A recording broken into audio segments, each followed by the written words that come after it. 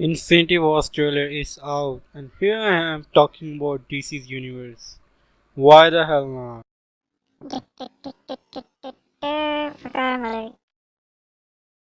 I'm gonna talk about Justice League a lot in this video, but the general idea is why DC Cinematic Universe isn't working.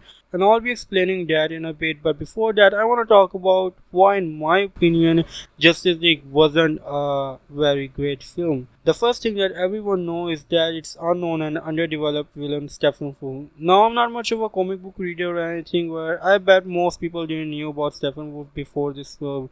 And this is a major film. Instead of making the villain appeal more to the people, this film made it people hate this guy even more.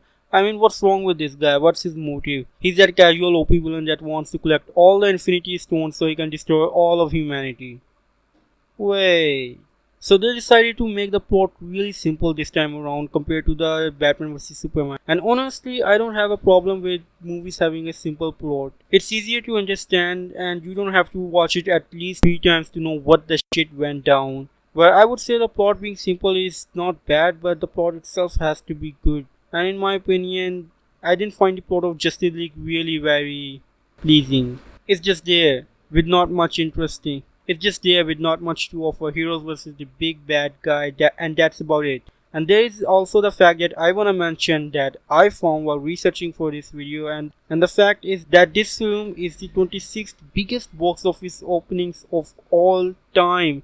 That's not a small feat, mate. But what's more interesting is that Batman vs Superman had world's 6th biggest opening to this day. And this follows down to many Marvel movies like Avengers, Age of Ultron, Civil War, Iron Man 3, and then comes Justice League. My point is that people love DC and they wanna see a good DC film. That's why DC has strong film opening and has the biggest film opening with Batman vs Superman of all time. Now the next thing that I wanna talk about is the CGI of the film. And there is too much of it. And really bad CGI too at that. Like I see no one talking about the scene where Superman was revived. Just look at it. It looks so goddamn plain. Like, look at the background. It looks so goddamn fake. I don't even care if it's the real background. It just looks fake as fuck. There are no people around there. Not even a bird. Not even an insect. Not even a fucking dust cloud. It looks like a movie that was made in the 90s with a really good camera.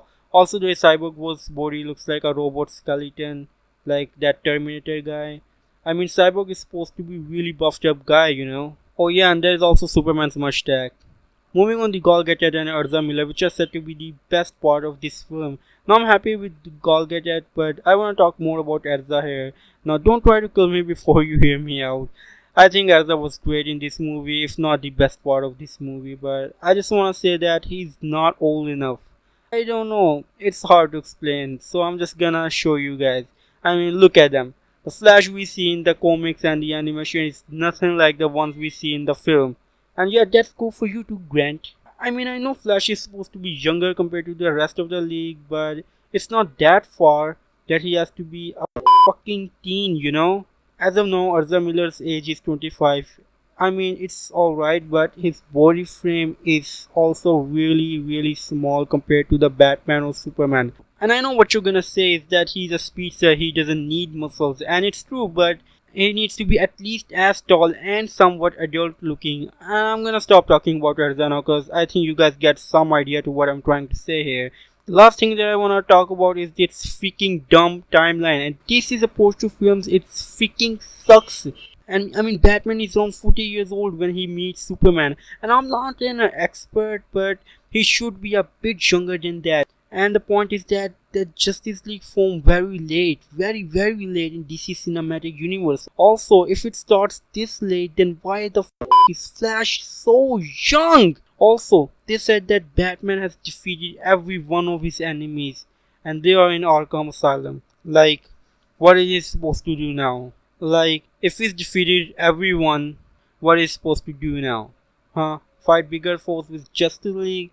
I don't know, maybe I'm gonna sound too selfish by saying this, but I think I would have loved to see a solo Batman film with the classical Batman villains. I don't know, I'm just saying that. I mean, you can skip all the good stuff and go to the end. And that's my point. That's what Marvel did right. It started from the start and it ended at the end. But DC skipped all that made Marvel popular, and I think this is the biggest mistake. Now they'll be making an Aquaman movie, which I think could be a really good movie. I made a video about that. If you want to watch it, then check it out. The link will be in the description. And this is it for this video. This really bad video, and I hope I'll see you guys next time. Yep, I did that.